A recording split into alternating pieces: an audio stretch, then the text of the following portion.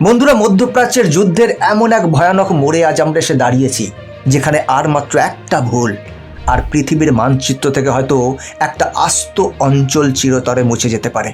এতদিন আমরা ড্রোন বা মিসাইল হামলার খবর শুনে আসছিলাম, কিন্তু গত 24 ঘন্টায় গেমটা পুরোপুরি বদলে গেছে। ইরান এবার আর কোনো লুকোচুরি খেলছে না, তারা সরাসরি হাত রেখেছে কিয়ামতের বাটনে। তাদের টার্গেট এবার ইসরায়েলের হার্ট ডিমোনা নিউক্লিয়ার রিঅ্যাক্টর। হ্যাঁ, ঠিক শুনছেন। আজকের ভিডিওতে আমরা আলোচনা করব পর্দার আড়ালে আসলে কি এমন খেলা চলছে যার জন্য তৃতীয় বিশ্বযুদ্ধের ঘন্টা বাজতে শুরু করেছে। আমেরিকা কি সত্যি ইরানের অস্তিত্ব মুছে ফেলতে পারবে, নাকি আমেরিকার ফাঁদে পা দিয়ে সৌদি আরব নিজেদের বিপদ ডেকে আনছে? এবং আরও একটি গুরুত্বপূর্ণ খবর সামনে এসেছে, ডোনাল্ড ট্রাম্পের হাতে এসেছে অসীম ক্ষমতা। কি সেই ক্ষমতা? এই ক্ষমতা কিভাবে গোটা বিশ্বকে ধ্বংসের দিকে ঠেলে দিচ্ছে? বন্ধুরা, এই সমস্ত বিষয়টা নিয়ে ডিটেলে আলোচনা করব, তাই সাথে থাকুন। প্রথমে আসি আজকের সবচেয়ে বড় এবং ভয়ঙ্কর ব্রেকিং নিউজটিতে। ইরান তাদের ফাইনাল কার্ড খেলে দিয়েছে। তেহরানের এক শীর্ষ সামরিক কর্তা একেবারে স্পষ্ট ভাষায় হুঁশিয়ারি দিয়েছেন যে আমেরিকা বা ইসরায়েল যদি ইরানের বর্তমান সরকারকে ক্ষমতাচ্যুত করার বা রিজিম চেঞ্জের কোনো রকম চেষ্টা করে, তবে ইরান আর কোনো মিলিটারি বেস টার্গেট করবে না। তাদের মিসাইল সোজা গিয়ে আঘাত করবে ইসরায়েলের ডিমোনা পরমাণু কেন্দ্রে। এই হুমকির মানে বুঝতে পারছেন?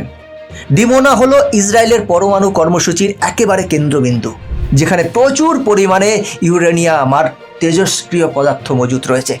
যদি ইরানের কোনো হাইপারসোনিক বা হাই স্পিড ব্যালিস্টিক মিসাইল সেখানে আঘাত করে, তবে সেটা কোনো সাধারণ বিস্ফোরণ হবে না। ওখান থেকে যে রেডিয়েশন ছড়াবে তা শুধু ইসরায়েল নয়, ফিলিস্তিন, জর্ডান সহ পুরো অঞ্চলকে ধ্বংস করে দেবে, বসবাসের অযোগ্য করে তুলবে। একেই বলে নিশ্চিত ধ্বংস। ইরান খুব ভালো করেই জানে যে আমেরিকার 250টি অত্যাধুনিক ফাইটার জেটের সাথে তারা কনভেনশনাল যুদ্ধে হয়তো পারবে না, তাই তারা এই অ্যাসিমেট্রিক যুদ্ধের হুমকি দিচ্ছে। তাদের বার্তা একেবারে পরিষ্কার, আমরা ডুবলে সবাইকে নিয়েই ডুবব। ডোনাল্ড ট্রাম্প বলেছিলেন ইরানের হাতে কোনোদিন পরমাণু বোমা আসতে দেবেন না, আর ইরান পাল্টা চাল চেলে বলছে আমাদের বোমার দরকার নেই, তোমাদের বোমা ফাটিয়েই আমরা কাজ তামাম করে দেব। এই হুমকির পর কি আর কোনো সেফ জোন বাকি আছে? বন্ধুরা, এবার একটু যুদ্ধের ময়দানের দিকে তাকানো যাক। আপনারা হয়তো টিভিতে দেখেছেন যে আমেরিকা দাবি করছে যে তারা ইরানের কমান্ড সেন্টারগুলো গুঁড়িয়ে দিয়েছে। তাদের অপারেশন এপিক ফিউরি পুরো দমে চলছে। আমেরিকার ডিফেন্স চিফ পিট হেগসেথ বাঘের মতো গর্জন করে বলছেন, আমরা ইরানি নেভিকে সমুদ্রের তলায় পাঠিয়ে দেব। আমেরিকার সেন্ট্রাল কমান্ড ইতিমধ্যে 250টি ফাইটার জেট, 14টি এরিয়াল রিফুয়েলিং ট্যাঙ্কার, 2টি বিশাল এয়ারক্রাফট ক্যারিয়ার এবং 7টি যুদ্ধজাহাজ নিয়ে এসে হাজির হয়েছে। মনে হচ্ছে যেন তারা কোনো ছোটোখাটো দেশ নয়, বরং একটা আস্ত মহাদেশ দখল করতে এসেছে। আর ঠিক এখানেই উঠে আসছে একটি চাঞ্চল্যকর খবর। আমেরিকা দাবি করেছে যে তারা ভারত মহাসাগরে ইরানের একটি গুরুত্বপূর্ণ জাহাজ ডুবিয়ে দিয়েছে। বিশেষ করে ইরানের শাহিদ বাঘিরি ক্লাসের মতো ড্রোন ক্যারিয়ার শিপ ধ্বংস করার কথা সামনে আসছে। কিন্তু যুদ্ধের এই ময়দানে সত্য খবর পাওয়া খড়ের গাদায় সূচ খোঁজার মতো। একেই বলে দ্য ফগ অফ ওয়ার। একদিকে আমেরিকা ভারত মহাসাগরে ইরানি জাহাজ ডোবানোর ভিডিও রিলিজ করছে, অন্যদিকে ইরানও পাল্টা দাবি করছে যে তারা 500-র বেশি আমেরিকান সেনাকে শেষ করেছে। ইতিহাস সাক্ষী, আমেরিকা কখনো নিজেদের আসল ক্ষয়ক্ষতির কথা সহজে স্বীকার করে না। ভিয়েতনাম থেকে আফগানিস্তান সব জায়গায় তারা লাশ লুকাতে ওস্তাদ। তাই একতরফা খবর শুনেই কোনো সিদ্ধান্তে আসা বোকামি হবে। আমেরিকা হয়তো একতরফা পিটিয়ে যাচ্ছে বলে মনে হচ্ছে, কিন্তু ইরানের সাইলেন্ট মিসাইলগুলো নিঃশব্দে তাদের কাজ করে চলেছে। যুদ্ধের এই বোতামটা কিন্তু টেপা হচ্ছে সেই ওয়াশিংটন থেকে। আর সেখানকার সবচেয়ে বড় সিগনিফিকেন্ট খবর হলো ডোনাল্ড ট্রাম্প এখন আনস্টপেবল।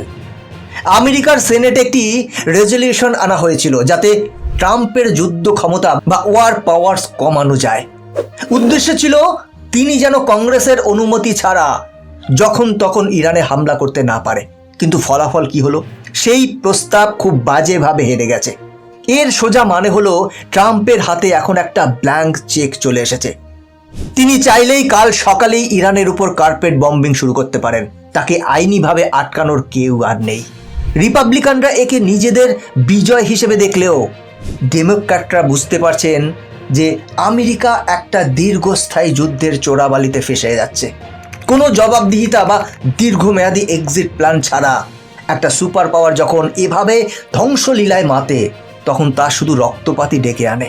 শক্তি দিয়ে শান্তি আনার যে ভুল থিওরি ট্রাম্প প্রশাসন বিশ্বাস করছে, ইতিহাস বলছে মধ্যপ্রাচ্যে তার ফল সব সময় উল্টোই হয়েছে। এবার চলুন ম্যাপের একটু নিচের দিকে তাকাই, অর্থাৎ সৌদি আরব।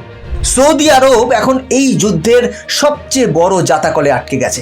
গত 4 মার্চের রাতে রিয়াদের কাছে আল খারাজ শহরের আকাশে আগুনের গোলা দেখা গেছে।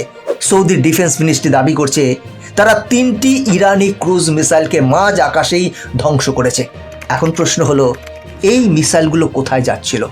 ওই আল খারাজ এলাকাতেই অবস্থিত আমেরিকার সেই কুখ্যাত প্রিন্স সুলতান এয়ারবেস, যেখানে ট্রাম্পের অপারেশনের জন্য এই মুহূর্তে 40টির বেশি রিফুয়েলিং ট্যাঙ্কার এবং স্পাই প্লেন রাখা আছে। ইরান খুব ক্যালকুলেটিভভাবে এই হামলা চালিয়েছে। সৌদি আরব বারবার নিরপেক্ষ থাকতে চেয়েছিল। তারা বলেছিল তাদের মাটি ব্যবহার করে ইরানের উপর হামলা করা যাবে না, কিন্তু বাস্তবতা হলো আপনার মাটিতে যখন আমেরিকার ঘাঁটিতে বসে অপারেশন চলছে, তখন আপনি চাইলেও নিরপেক্ষ থাকতে পারবেন না। যখন ইরানের সর্বোচ্চ নেতাকে হত্যা করা হলো, তখন ইরান সেই রেড লাইন ক্রস করে দিল। এখন অবস্থা এমন দাঁড়িয়েছে যে ইরানের মিসাইল সৌদি আরবের আকাশ চিরে সাধারণ নাগরিকদের মাথার উপর দিয়ে যাচ্ছে। যদি একটা ইন্টারসেপশন মিস হয়, যদি একটা মিসাইল রিয়াদের কোনো জনবসতিপূর্ণ এলাকায় পড়ে, তখন কি হবে? সৌদির রাজ পরিবার এবং ক্রাউন প্রিন্স মোহাম্মদ বিন সালমান এখন প্রচণ্ড ক্ষুব্ধ, কিন্তু তিনি আমেরিকার উপর রাগ দেখাতে পারছেন না। আবার ইরানের উপর সরাসরি হামলা চালালেও যুদ্ধ সোজা তাদের শোবার ঘরে ঢুকে পড়বে। এক কথায় সৌদি আরবের অবস্থা এখন শাখের করাতের মতো। আন্তর্জাতিক রাজনীতির এই নোংরা খেলায় এখন একটা অদ্ভুত দ্বিচারিতা দেখা যাচ্ছে। তুরস্ক, সৌদি আরব, কুয়েত সবাই এখন ইরানের মিসাইল হামলার নিন্দা করছে।